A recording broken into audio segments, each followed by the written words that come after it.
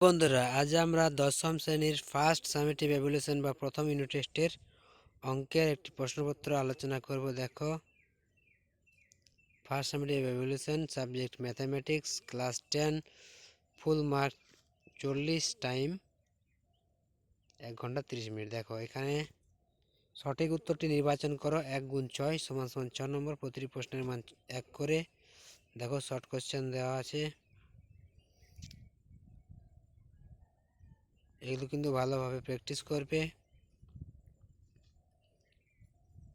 দেখো কীরকম কোশ্চেন আসতে পারে তোমাদের পরীক্ষায়, একবার দেখে নাও। 2-এর দাগের প্রশ্নগুলো দেখো, এখানে তোমাদের প্রতিটি প্রশ্নের মান আছে 2 করে। 2 গুণ 5 সমান সমান 10 নম্বর। 5টি করতে হবে 10 নম্বর। এরপরে তোমাকে 3-এর কোশ্চেনগুলো, যে কোনো একটি প্রশ্নের উত্তর দাও। 5 গুণ 1 সমান সমান 5। এরপর চলে যাই আমরা পরের পেজে। দেখো,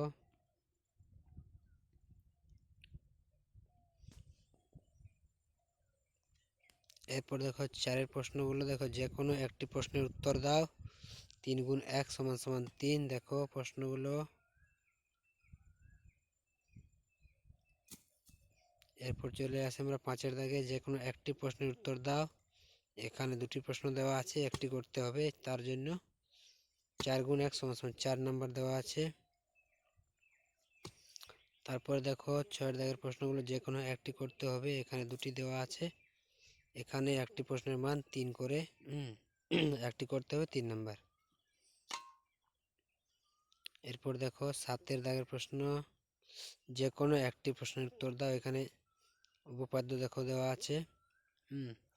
এখানে একটি প্রশ্ন করতে হবে 5 নম্বরের, 2টি দেওয়া আছে। দেখো,